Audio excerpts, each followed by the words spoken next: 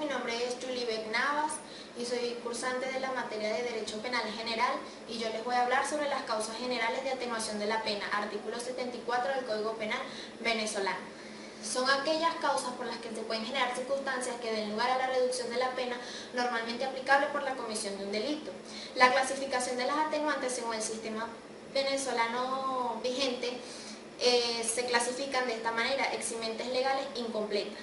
La enfermedad mental insuficiente, prevista en el artículo 63 del Código Penal venezolano vigente, y por ello cuando una persona semi-enferma o semi-enajenada realiza un delito, se le aplica la sanción penal reducida en comparación a la que se le aplicaría a una persona normal por la comisión de ese mismo delito. Los ciertos casos de perturbación mental derivada de la embriaguez están consagradas en la tercera y quinta regla del artículo 64 del Código Penal venezolano vigente. El exceso de las causas de justificación están consagradas en el artículo 66 del Código Penal venezolano vigente, y hay exceso de las causas de justificación cuando, existiendo la legitimidad inicial de la acción, sin embargo el agente sobrepasa los límites establecidos en la ley penal. 2. Excusas legales del atenuante. Estas son aquellas que se le confieren a las personas que, por no ser consideradas semi-enajenadas o totalmente enajenadas por las circunstancias en las cuales se cometió el delito, se le atenuará la pena según lo establecido por la ley. Ejemplo, el artículo 67 del Código Penal. Intenso dolor. Según la gravedad de la provocación, será reducida la pena desde un tercio hasta la mitad. 3. Específicas o determinadas. Estas son aquellas, en los casos específicos, como el delito preterintencional o cometido por personas de edad comprendida entre 18 y 21 años. Tendrán disminución de la pena en menos del término sin bajar del límite inferior. Artículo 74 del Código Penal, ordinal 1, 2 y 3.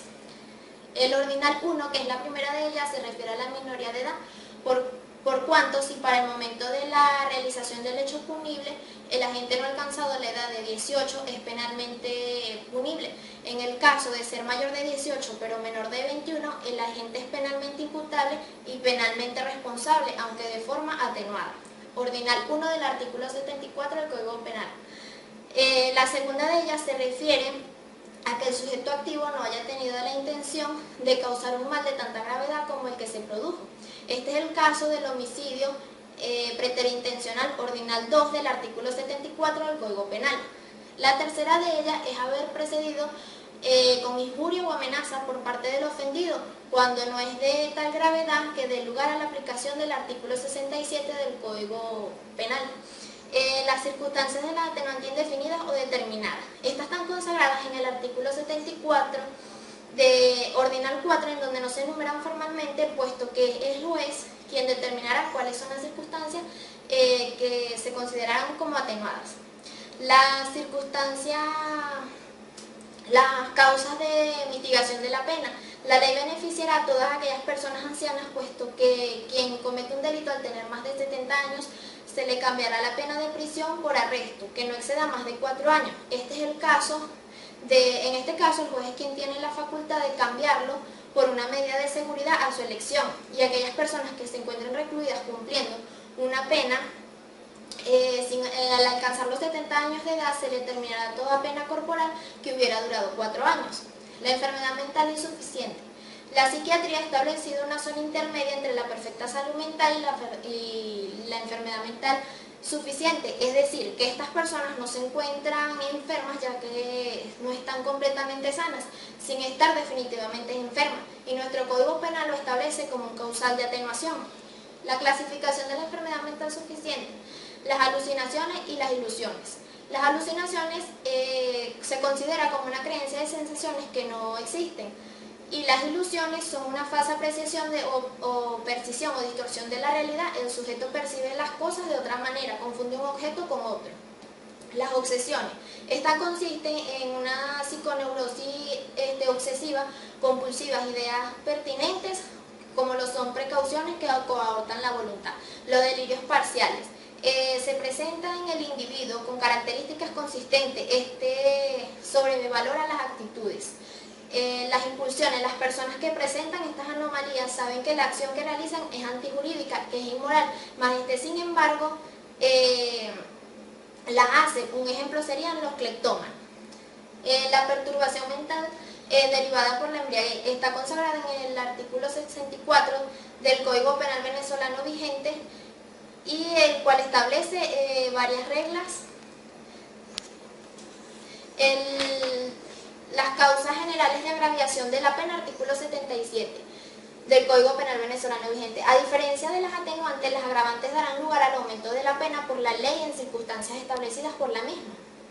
Estas se clasifican en genéricas o propiamente dichas. Son aquellas en circunstancias que el presunto incurre al cometer un delito con toda la voluntad posible en el mismo. Serán tomadas por la ley como agravante.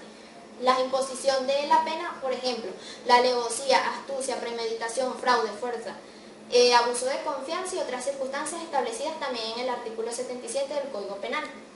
La reincidencia, una persona que cometa un hecho antijurídico y se le haya sido condenada en sentencia definitivamente firme y que luego cometa un nuevo delito en circunstancia prevista por la ley, será considerada en situación de reincidencia.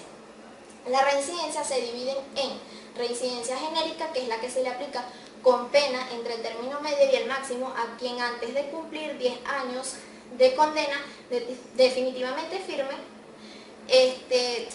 de haber extinguido la condena, comete otro delito. La reincidencia específica es la que se le aplica a una persona con un aumento de la pena, una cuarta parte, si el nuevo delito es de la misma índole que el anterior.